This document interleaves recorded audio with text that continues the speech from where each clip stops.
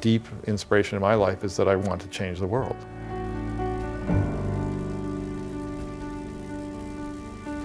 The physical world is there. It's just an objective fact. And so we look at it as how it is, and then you might look at it, in my eyes, how it could be. The possibilities of tearing up streets and making them into linear farms and gardens and opening creeks and all these kind of urban ecological possibilities are kind of pregnant within the landscape to me. I can see them all the time.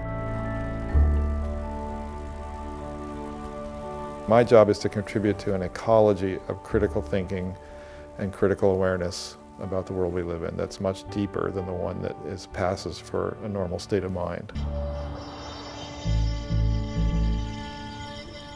Critical mass is a long story, but you never really know what's going to happen, so I like that about it. As a ride, just as an experience with other people in an urban environment, rolling through the streets and trying to make something interesting happen in terms of conversation, in terms of seeing the city in a different light. It certainly had a huge impact across the planet and a big effect on changing urban life. In other parts of the world, the politics of it are still much more alive within the milieu that is producing this experience. But in San Francisco, it's long gone. They think the ride is meant to screw up traffic and be a confrontation with cars, which is what we always fought really hard against in the early 6, 7 years of the ride, was to say, no, that's not what we're doing. We're creating a different life that's essentially celebratory and invitational, and we want to invite people into that experience.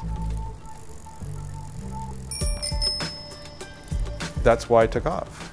That's why it was an experience that could reproduce itself all over the world, because that logic is attractive.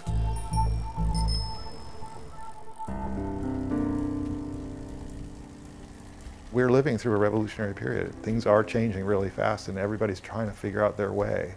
Whether Occupy Oakland General Strike Day, November 2nd in 2011, or the giant movements in Gezi Park in Istanbul or in all over the cities of Brazil.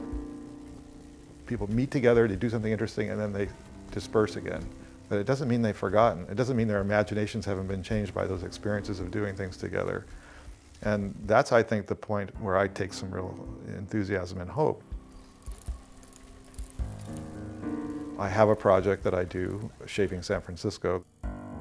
We do tours in the streets. I take people on bicycle history tours. It is a way to unpack the layers of history in specific locations where you start to really understand the city in a different way.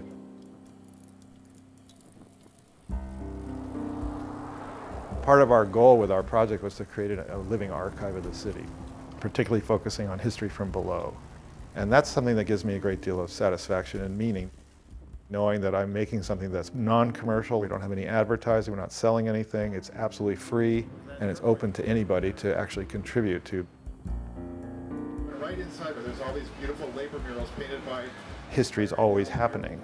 And to start to look at life, exercising that muscle of historical awareness, you begin to appreciate more the moments of contestation, the moments of choice that we actually make together, not as individuals so much, but as groups of people who can maybe turn ourselves in a new direction.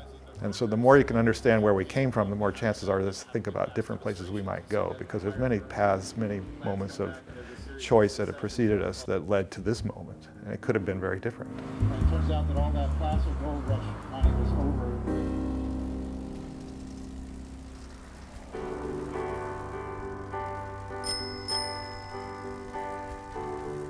The facts on the ground are really bleak right now regarding what's happening with overshoot of every resource usage, population, water, agriculture. It's hard not to be very pessimistic. But I'm very optimistic when it comes to what I think humans are capable of. Human beings have an enormous resilience and enormous creative capacity. I look at history and take hope. The question of a paradigm shift of how we do things is really something that's subjected to political struggle, even philosophical debate. And the philosophical debate revolves around human nature to a great extent. Like, who are we? What are we? We want to be engaged with each other and with the world around us. And we want to feel like we're in a dignified relationship with that we're doing our part. That's something I think everybody really needs to feel. Every person out there walking down the street, they actually have really interesting stories and really interesting lives that could be unlocked.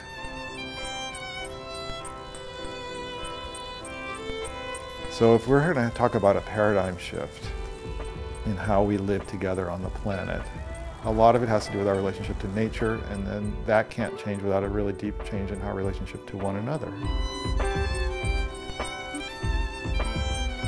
It's clear that we have the capacity to live differently. We have the capacity to slow down and live well.